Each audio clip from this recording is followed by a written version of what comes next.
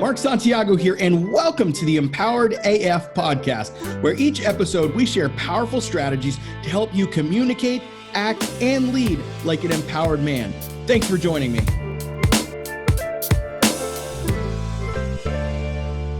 Fuck hump day, man.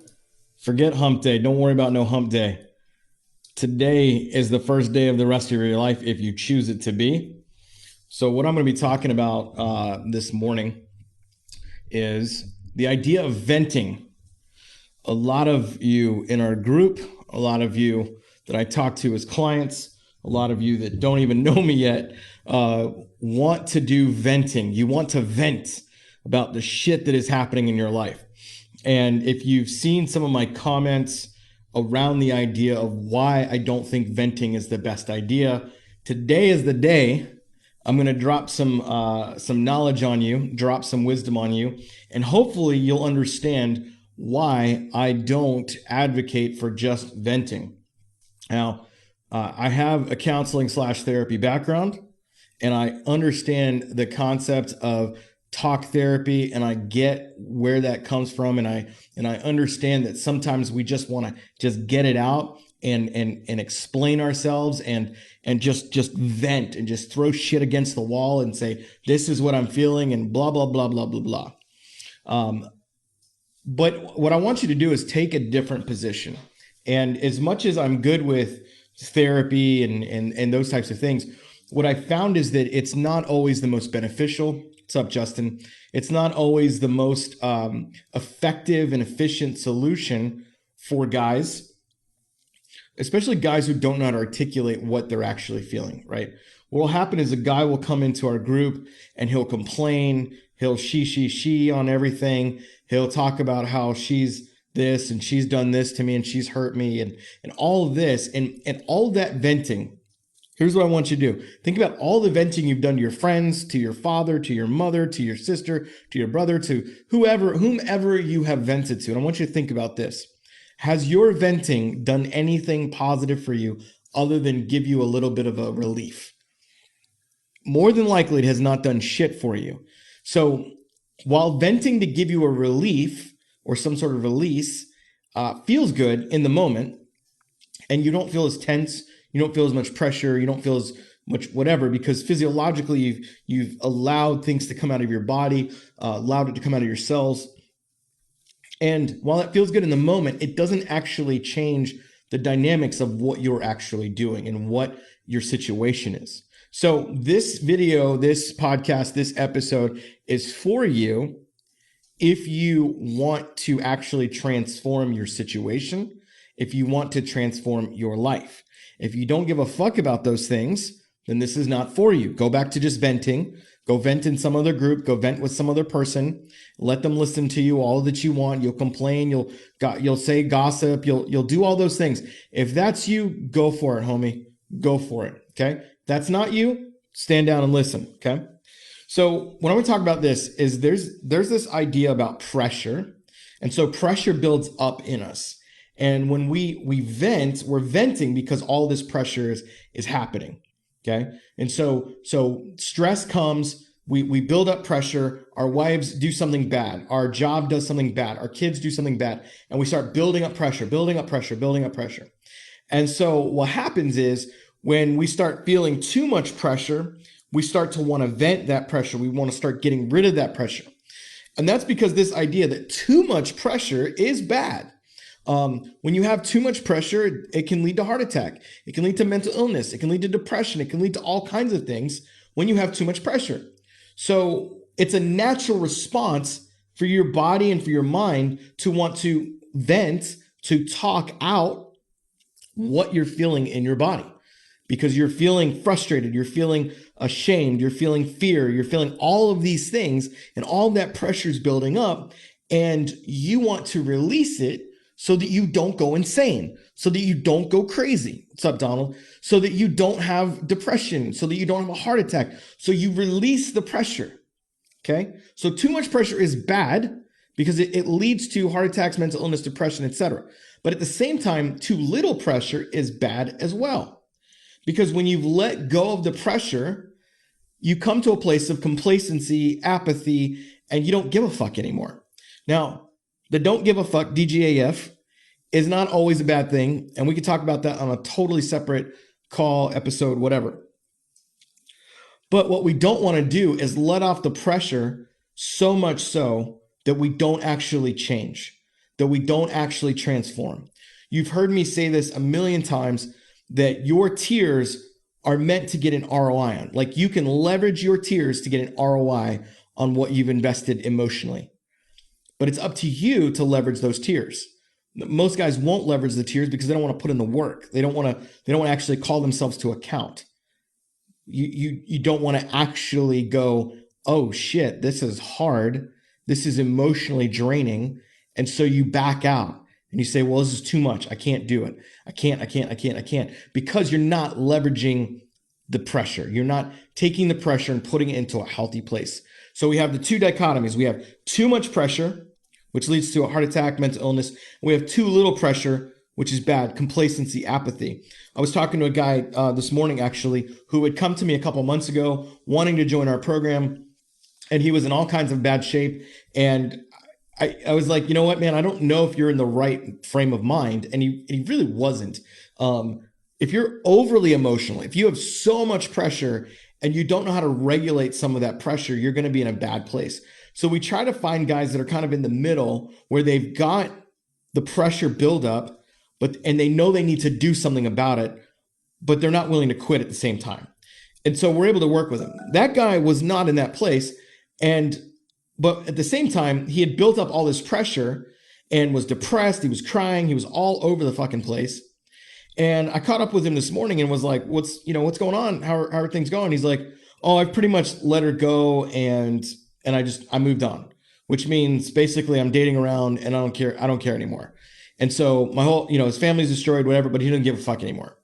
So here's what happened is, and this is why I don't agree with this, is because when you enter this pain zone, when you enter this pressure zone where your wife or your kids or your life or your job or whatever has created this pressure, your wife leaving you, your wife having an affair, she says she doesn't love you, your kids being little assholes to you, your job firing you. When all of this pressure happens, you either lean into it or you lean out of it.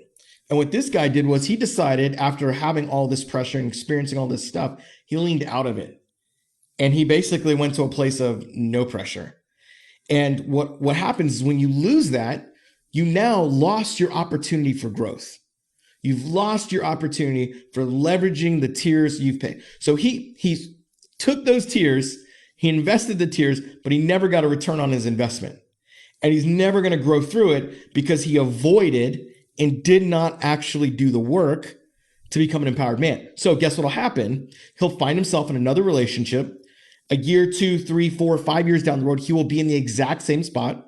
Why? Because we attract the same type of person that we had in the first place. So those of you who have affair partners, this either isn't your first woman who's had an affair on you, or it won't be the last one that's had an affair on you, unless you change your habits and your patterns that helped you attract this person in the first place.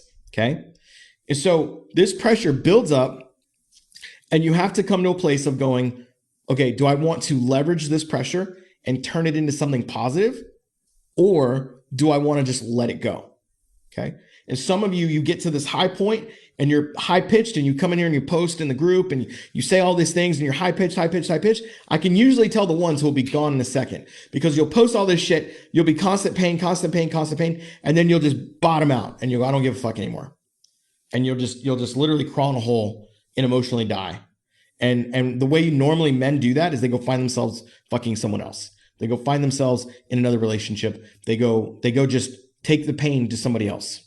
But look, if you've been cut, you're going to bleed on the next girl.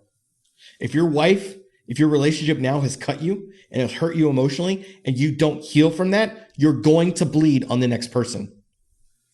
So it's imperative that you literally manage this pressure in a healthy way, that you don't allow it to get so bad, you've got heart attack, mental illness, depression, etc. And you also don't let it get so bad, so little pressure that you have complacency, apathy, and you just don't give a fuck anymore. Because neither of those extremes are going to help you become an empowered man. So if your end goal is to become an empowered man, not to win your marriage back, not just to whatever, to be successful. But if your goal is to become an empowered man looks like a man that steps into pain, a man that doesn't shy away from his weaknesses, that leans into his shit and says, I'm going to go through this no matter what. If you decide you want to be an empowered man, this is for you. If you don't, go ahead and press pause, go ahead and press stop, unsubscribe from my podcast list, get out of my group, get off my email list. I don't give a fuck. I don't care, because I don't need you in here to make me feel good about me. I don't need you to listen to my podcast to make me feel good about me. I know there are men that need this message and they want to hear it and they're all in. If that's not you, that's cool. Have a great day. So let's talk about 3 examples of pressure. So, because what I want to do is, this is really esoteric. This is kind of out there. And so I want to like bring this in for you to give you some examples of what this looks like. So if you've ever gone to a Starbucks or if you've ever gone to a coffee shop, you will see a barista, that's the coffee maker, person who makes coffee, what they call pulling shots. Now, Starbucks has these like automated machines, so they're not done the same way. But I used to run a coffee shop back in the day, and we had the older machines that you find in like Italy and shit. And basically what happens is you take your I don't even remember the names of these things, but like basically it's a pod and it has a handle on it. And you take that pod and you put the espresso in it. You grind the espresso beans, you put it in there, and then you tamp it down. Okay, so you take this like tamping thing. It was probably funny if you're watching this, or if you're listening, you're like, what the hell is he talking about? It's this like object, if you will, that smashes the coffee into this thing. And what it does, it get in there nice and packed, nice and tight. And then you put it up in the espresso machine and you crank it over to the right so it's stuck in there. So now you've got coffee in a small confined space with no gaps in it at all, for the purpose of creating a massive amount of pressure in a focused sense. I can't talk this morning. And so you put it in there and then you turn on the machine. The machine starts to heat up this water and it is looking for an entry point to come into the coffee. And when it finds that entry point, what it finds is a really compact thing of coffee. So it needs a lot of pressure built up. It needs a lot of water built up to be able to then make the espresso come out of the 2 ends of the coffee thing. I don't remember what it's called. And so when you turn it on, it heats up, it does that. If there's not enough pressure, guess what happens? You get like watery coffee. Anybody drink watery coffee? It's gross. It's disgusting. If you try to order an espresso and it's like watered down, you're like, this is weak. This is not real espresso. Real espresso has a punch you in the face kind of taste. It is bold. It's strong. Like you just know you're drinking espresso. Why? Because you're getting the essence of the bean. You're getting the essence of the character of that bean. Okay. I hope you see where I'm going with this. But when you have the right amount of pressure and everything's been packed in there properly, what comes out is this proper, great, amazing taste. And it only happens, and it's only high quality if there's been enough pressure applied to the bean, to the coffee itself.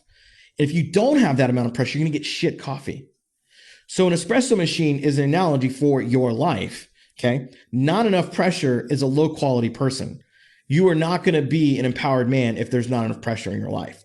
But when there's enough pressure, when the right amount of pressure is applied and you have compacted yourself into this place of going, I am going to fucking win and I am going to become an empowered man, and I'm making those choices, that as soon as that pressure hits you, the real essence of who you are comes out. But if it's not been packed in there properly, if you've not gone all in on yourself, if you've not put yourself in the place of vulnerability and going, I'm all in this thing, and I'm going to allow the pressure to make the best coffee in the world, you are going to lose. And so you have to put yourself in a place of vulnerability. You have to put yourself in a place where you must let the pressure bring out the essence of who you are. Not enough pressure brings out a watered down version of you.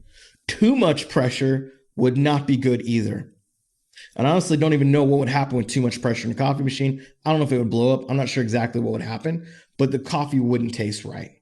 But the right amount of pressure with the right amount of application will help create this amazing coffee because it's the true essence of the bean. It's the true essence of what the flavor and the taste is. That's who you are. You're that coffee, and the right amount of pressure in your life is going to create an amazing cup of espresso. All right, for those of you who are not coffee drinkers, I got another analogy for you. So when we drive down the road every day, we use this thing called tires to get us from point A to point B. We have the car and it has 4 tires to get us there. Now, how many of you know if there's no pressure in the tire, you ain't going nowhere? So look, if there's no pressure in your life, you can't get from A to B.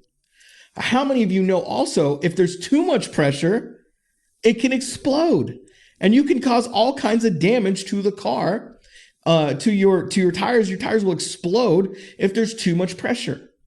But what happens when you have the right amount of pressure? The right amount of pressure gives you prolonged life. It gives you great fuel economy and better handling. So the right amount of pressure, and when pressure is leveraged properly, right? There's a tire, it's got a tube inside of it.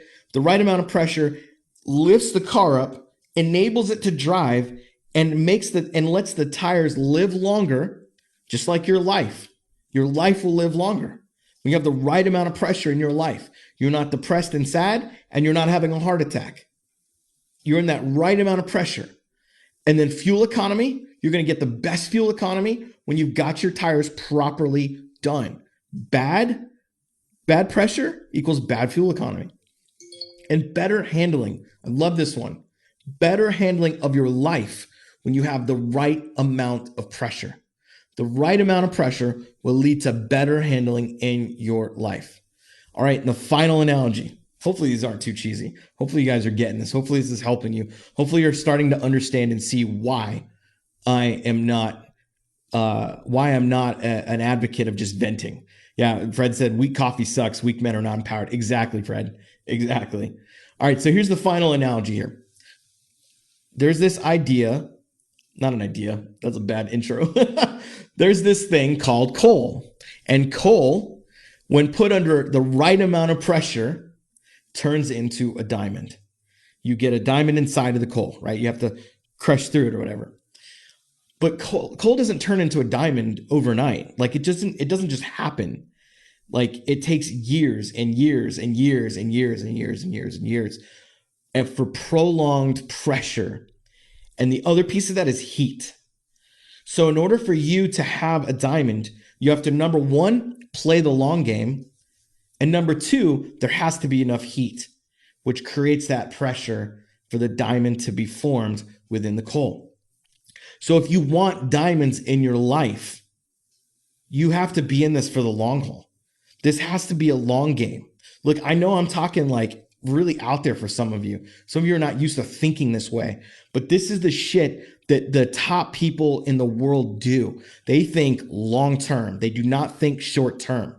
Some of you are playing the short game way too much, and you've got to back the fuck up and go, okay, if I want real results in my life, I've got to play the long game.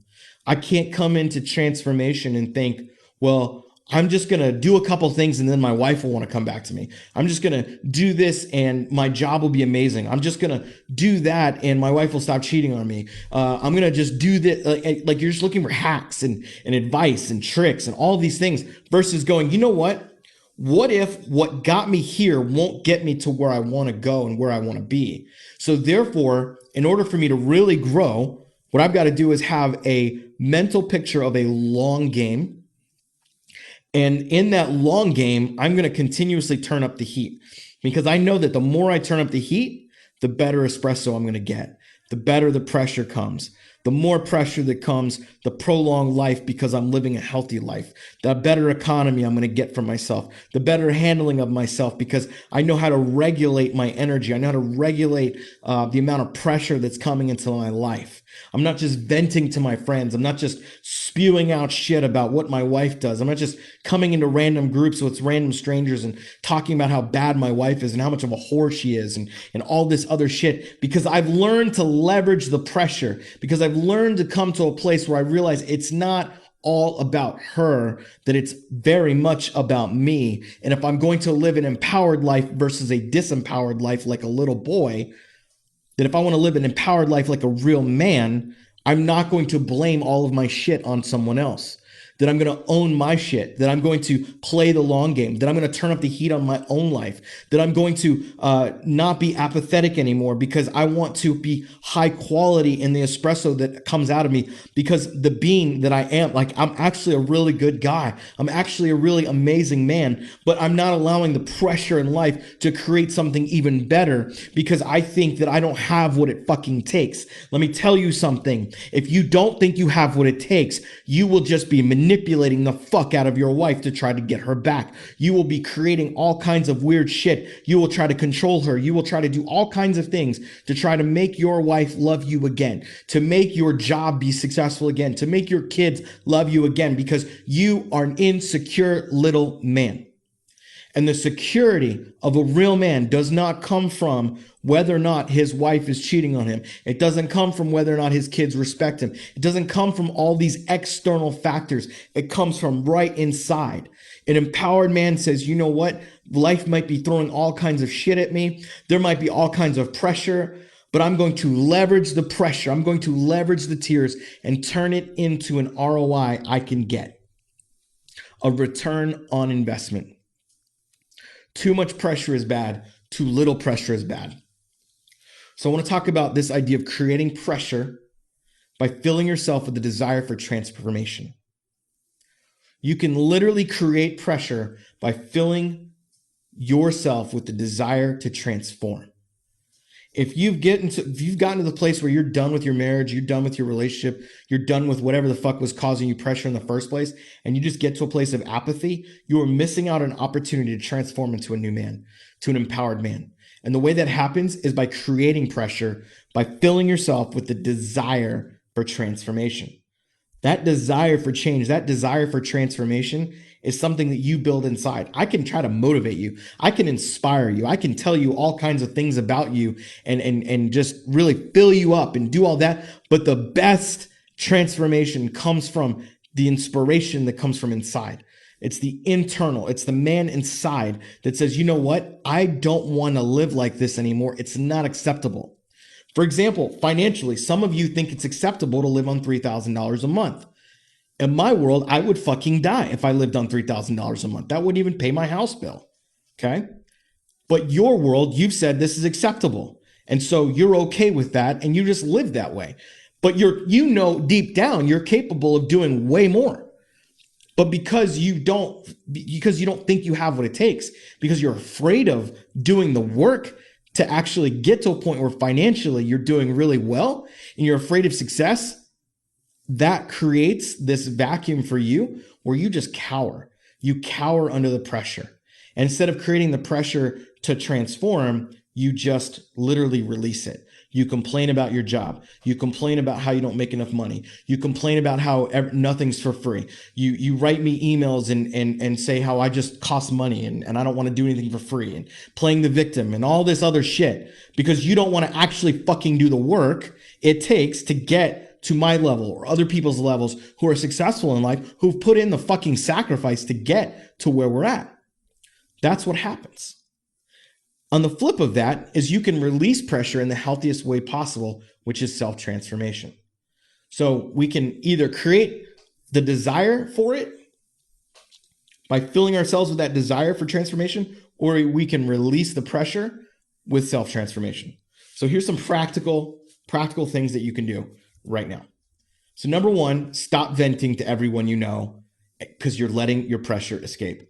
Stop talking about your situation with your friends and your mom and your dad and just complaining about her and how she doesn't love you and how she's cheated on you, how much of a bitch and a whore she is. All this stuff that you've been doing, stop it right fucking now, because it is not helping you at all.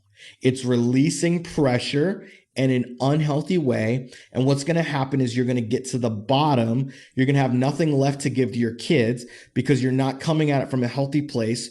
You're going to get to the bottom and you're going to go attract the wrong person and do it all over again. And you're going to find yourself in this pattern of marriage number 3, 4, and 5 going, what the fuck's wrong with me? Why can't I attract this amazing woman? Well, gee, mister, if you'd actually do the fucking transformational work, You will do that because when you've done transformational work, you actually can look around and you can start to sense. I can be around women and sense the issues they have about them. I can see the dysfunction in their life and I go, I would not want that in my life. Therefore, no, thank you. I don't care how fucking hot you are. I don't care how amazing you are, but I can see the dysfunction because I used to attract that dysfunction into my life. And so now, as I've done the transformational work, what do I attract into my life? High quality people, high quality woman in my life now, high quality people around me, even my clients, like everything has gone up. Because what'll happen is the more you raise the pressure in your life, the more you raise your own transformation in your life, the less people can be around you, can be an influence on you that aren't able to be at your level. I believe in giving to people who are still working on those emotional areas and on those whatever, but like you've got to level up. Like I just paid a lot of money for a new coach in my personal physical walk.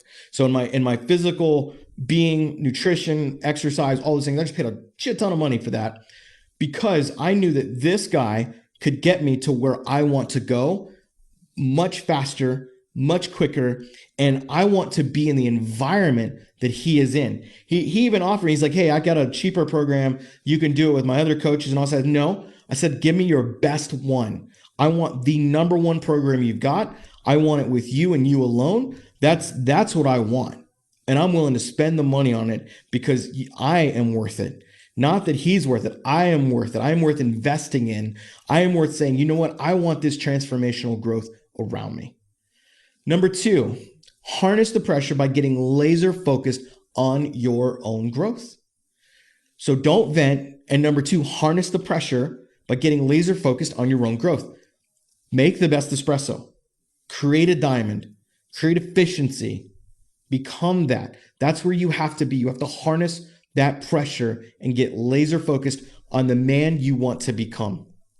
Yeah, Nate, even pros have coaches. I give the Tom Brady example all the time. You know, if you watch football, Tom Brady, Drew Brees, LeBron James, every single top athlete in the world, every single high performer in the world has other coaches because they realize they can't see all of their blind spots. I may be aware of certain ones, but there's no way I can fix every certain thing. That would make me God, and I'm not God. I need other men. I need other people in my life who can show me where I can level up and get better. Love that. Thanks, Nate, for sharing that. So number 3, so 1 is don't vent to everyone. Number 2 is harness the pressure by getting laser focused on your own growth. And number 3 is leverage that pressure into an ROI on your tears. So those of you dealing with the divorce stuff, dealing with separation, dealing with the shit in your life, the number one thing you got to do is diffuse the power she has over you. One of my clients yesterday, we were walking through this exact process, and we walk through what we call the 5 power zones in a relationship, and is one of the very first exercises we do as a team. And as we were walking through those 5 power zones with him, there was a few key things that came up that showed where his wife had the pressure, or where she had his balls in a vice grip. And I pointed out thing number 1, and I was like, what would happen if we made this small tweak? And he's like, oh my gosh, that right there would change a ton.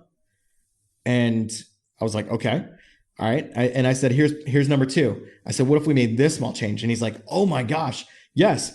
And he totally leaned into it. And he's like, yeah, if I do those 2 things in the next couple of weeks, she won't have any of it. And so that's this man literally invested in our program. He invested a lot of his own, he invested a lot financially, emotionally, spiritually. Like he invested in the program, and immediately we were able to find those 2 tweaks that automatically diffuse the power his wife has over him.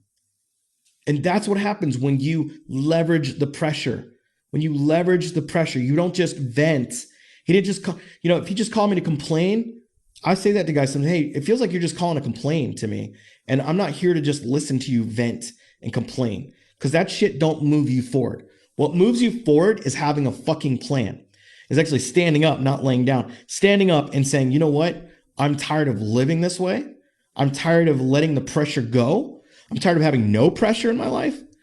Most of you are not in that place. Most of you are in the place of like, I've got a shit ton of pressure, but you don't know how to harness it. You don't know how to leverage it. That's what we're here for. That's exactly what the Empowered Man VIP program does. That's what we do in our coaching and our mentoring. That's what we do is we help you leverage this. The second thing you've got to do is heal from the trauma of what you've experienced. So leveraging the pressure looks like diffusing the power your wife has over you, and also looks like healing from the trauma of what you've experienced. Most men never heal from what they've been through. They never fucking heal from it because they don't want to do the work. They don't want to face the pain. They're like little boys who've gotten a cut and they don't want that hydrogen peroxide to go on their cut and bubble up and make them cry. They don't want to do it. They don't want to address it. And the men that do that lose. You fucking lose. Like, it doesn't hurt me when you don't want to heal. It hurts you when you don't want to heal. And you know who else it hurts? It hurts your kids. It hurts your children when you don't actually heal. And you know who else it hurts? Your future relationships. Because you go into them bitter, you go into them from this place of, I don't trust you and I'll never trust another woman. You'll never be vulnerable. You'll never actually get to experience the fullness of love that you potentially could experience in your life because you are living this hidden life that is not vulnerable. The final piece of leveraging looks like you becoming a fucking leader. It looks like you becoming a fucking leader. You lead through influence, both internally and externally. So if you want to leverage the pressure into an ROI in your tears, you got to diffuse the power your wife, the world has over you. You got to heal from the trauma you've experienced. And number 3, you got to become a fucking leader. That's my recommendation to you guys. Guys, I hope this was helpful. I went a little bit longer than normal. Feel free to post some comments below if you have any questions. And if not, I'll see you when I see you. Hey, if what you heard today really resonated with you and you want to connect with me, then here's what I want you to do. Pull out your phone right now and go to empoweredman.co/group. That's empoweredman.co, not com.co/group. So you can join our free Facebook group and connect with me there. We also have a ton of free content and trainings in that group to help you when you join. So until then, this is Mark signing off on Empowered AF.